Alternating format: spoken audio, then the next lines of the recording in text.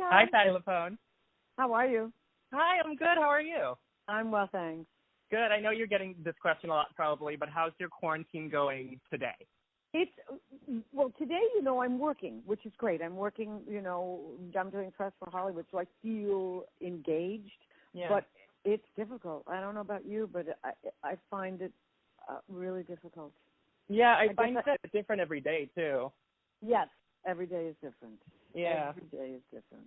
But it seems almost like correct me if I sound crazy, but it seems like you've been almost busier now that you've been recently. I don't know if it just seems that way. Do you feel that way? No, it is. I feel my expression is there's something to be said about being overexposed in quarantine. Yeah, but what's funny is I joked with a friend of mine recently that I feel like I'm going through this quarantine one Patti LuPone interview at a time.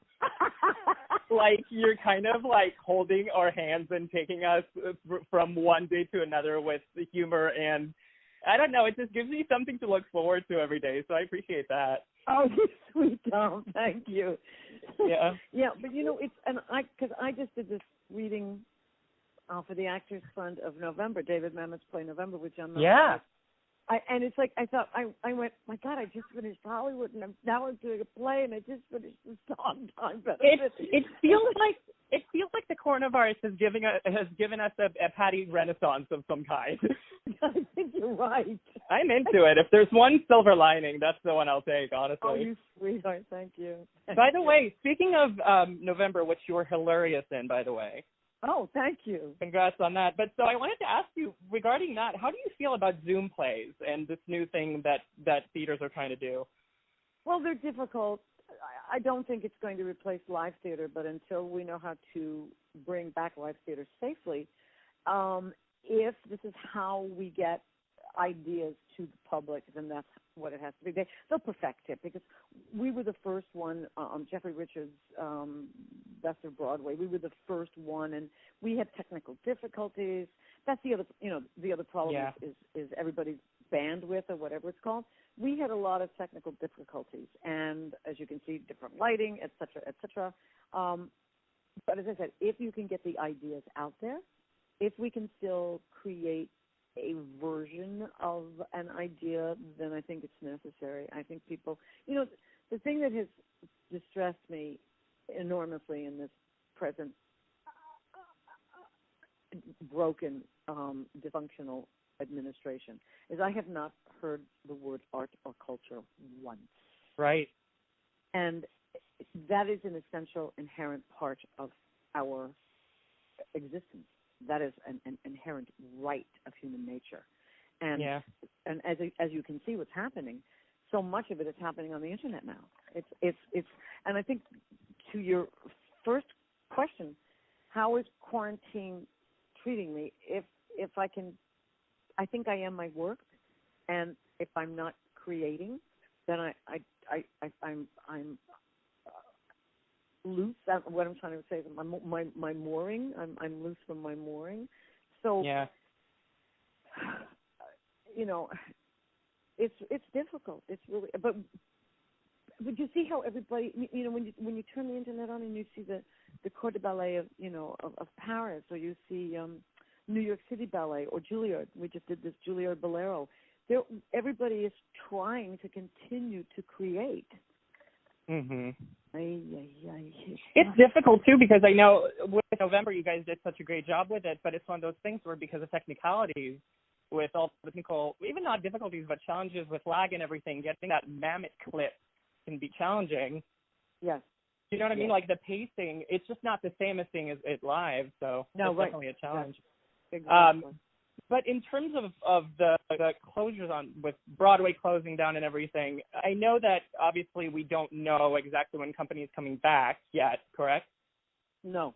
And I was supposed to see it the weekend that you guys closed. So no. I can only imagine how it felt for you guys. But I wanted to ask you, what was it like performing company in the weeks and days leading up to the closures? Well, we didn't know, really. I mean, there was rumors on the street. Not that we were closing. COVID-19 was in the atmosphere. And then we found out that an usher at the booth, which was right next door to us, tested positive. So there was a little anxiety, and then we heard that half the cast of Moulin Rouge across the boulevard, across Eighth Avenue, was infected. And then the producer came, and then we heard that Broadway was going to shut down for a day or so. Yeah. And then our producer, Chris Harper, came in and said that we'd be shut down for a couple of weeks. This is now, my 51st day in quarantine, with no end in sight. And I don't think we brought any of that on stage, and I don't think the audience brought any of that into the building.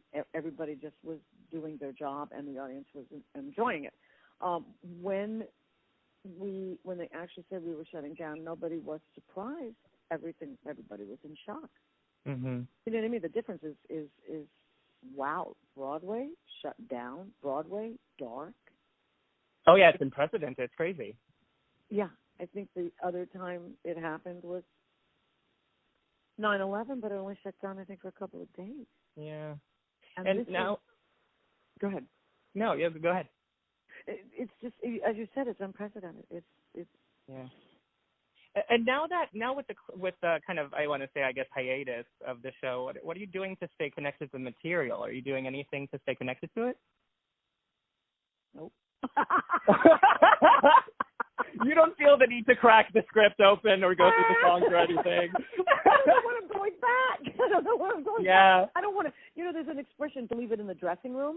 Yeah. So we were doing these Zoom meetings where we were running lines, and I actually backed away from them. I said, this is not healthy.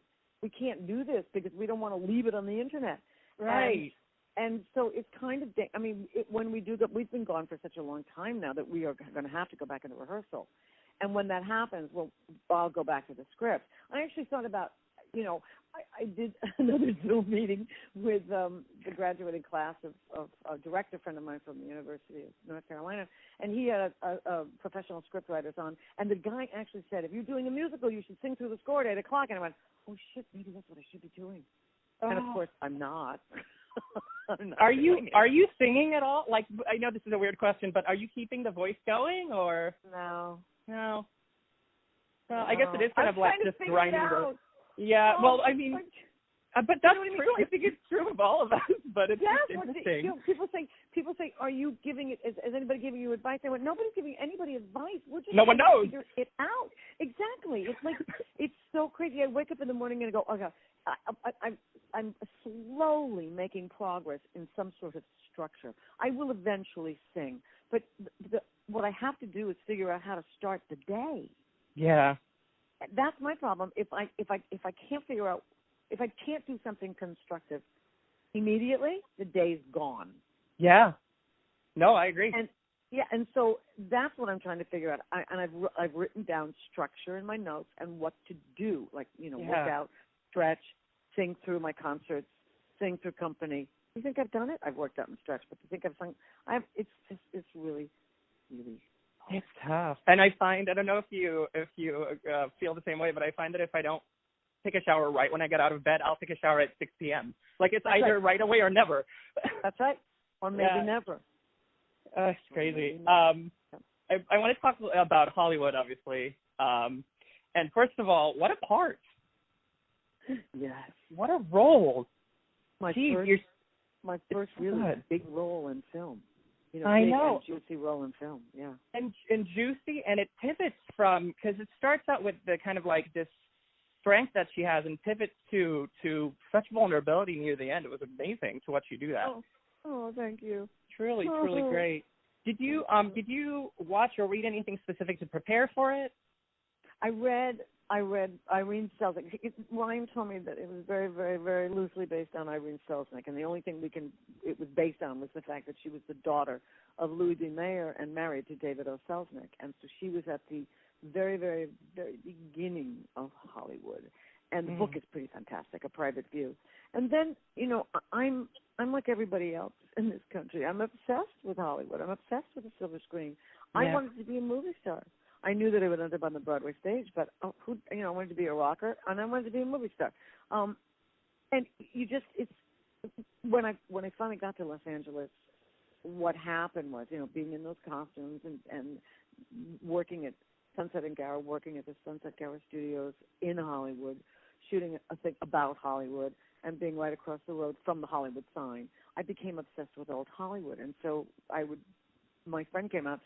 She wanted to see where Elizabeth Taylor and Michael Wilde lived, where Montgomery Clift crashed his car. And so we found the address, and it's in Beverly Estate Drive, and we wound up the road. We went, no wonder he crashed the car. Look, it's a very windy road. And then we just happened onto what's left of Pickfair. And so I started to unearth them. I found Louis B. Mayer's original beach house in Santa Monica, which is still standing. Oh. Yeah, and so, you start to see some old Hollywood. We left the ArcLight in Hollywood, and my friend, I didn't make a left-hand turn when I was supposed to. I started to climb back up a Hollywood hill, and he went, oh, my God, that's an old apartment building that actors used to live in. And so it's like it's there. You have to unearth it, though. And it was kind of great doing that, kind of like, finding things that were still there, that were – we shot at Paramount. We got in the van to go back to Sunset Gower, and out of the corner of my eye, I saw a sign, and it had to have been an original sign in Hollywood that said Hollywood Dream Apartments. Ah. So it's there. You just have to look for it, and it's pretty magical. It is kind of funny how Hollywood. I live in San Diego, so for me Hollywood is right there. But it's it almost feels like the history is so rich, but like you said, you kind of have to really dig for it because it's kind of all been. There's like this facade put on top of it now. Yeah, because it's not about making movies anymore. Or yeah, it's less about making movies. That was the industry that drove that city. Now it's it could be any number of things that drive that city. But Hollywood is, and there was a time when they weren't making movies in California anymore because of tax purposes, or they were getting tax breaks someplace else. Sure. Movie making is coming back to New York.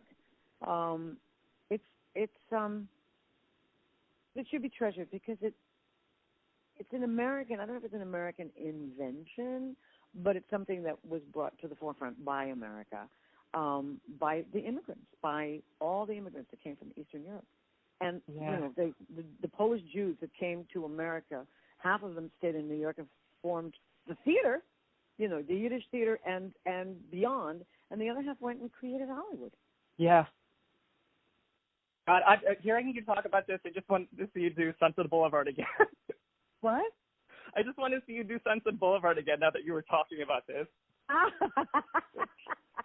It's just that world. Huh? Did you see me in Sunset? Unfortunately, not in real life. Oh, right. Oh, you just mean like the basement tapes? Oh, no, I just mean I want you to do it again. Oh. Yeah. Well, I mean, I know. It's never going to happen.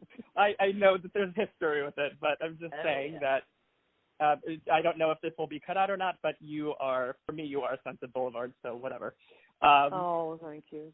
That all being said, I have to ask you this. I know, pivoting from the seriousness of it to the next question, which is that you mentioned there was a sex scene with Dylan McDermott that was cut, right? Yeah. What are the details, please?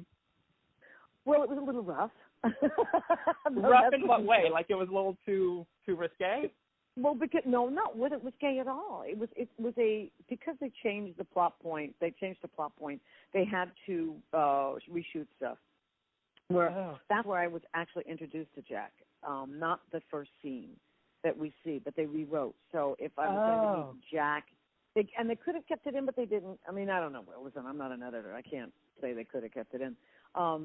But it was because we had a relationship, because it was established in the beginning that I was an old customer of Ernie's. It was familiar sex. You know what I mean? It was and it wasn't, I've never met him before. We were old sexual partners. Yeah, which makes sense. And it was the same thing that happened with David Cornsweet. I didn't know Dylan, but he's, both of them were really sensitive and responsible actors. So yeah, and all of those things are work. It's kind of a fun idea to think about, but then it's work. It's you get there and you have to worry about camera angles and you have to worry about everything else. So it is what it is. It's nothing sexy. Yeah. Although he did give you a little striptease, which I'm sure that wasn't too bad a day on the set. You're talking about what's his face? Yeah. Corn Sweat. I mean, that's a good scene. Yeah. That's a good scene. But that's interesting that you say all of that was cut, because there is a sense of history between you and Dylan McDermott's character, even though that scene was cut. So it does make sense. Yeah. Did you read, by the way, Scotty Bauer's book, or did you not have a chance? No, and I have yet to see the documentary. Oh. No, I didn't. No. It's too bad that he died before we, because he probably. I know. Done a lot it's of a crazy book. You should definitely read it at some point, because it is insane. Yeah. It goes so deep into the history of all of it. It's really eye-opening. I should probably read it. Just time for one more question. Sorry about that. Oh, no! Okay, fine. So I'll pivot away from – I talk too much. I pivot away from Hollywood. I want to talk to you real quick just about your social media ascendance, which happened, I think, fairly recently. Yes. What made you decide to get on Twitter, and how did you get so good at it? Well, I don't even know that I'm good at it, but I do know. We started with the concert work. I do a lot of concert work, and my sort of producer on the concert work, she said you have to be on a social platform to tell people where you are, where you're going to be singing. And I went, okay. I stayed away from it because I don't. That's one of the mysteries that we're lacking now in Hollywood. Everybody knows everything about everybody. Oh yeah, it's so boring. As opposed to mystery, as opposed to those movie stars were mysterious because they were untouchable.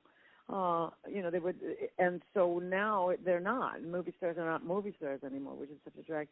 So I resisted it. And also, who's got time to do it? Yeah. I'm going to live my life. I don't want to report on it.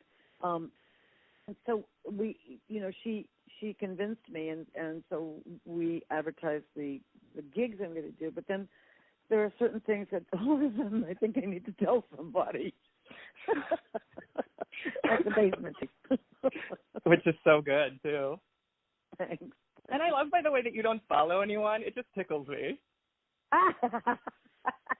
It's just such I know that for you it's probably not a power play, but it feels like a delicious power play. I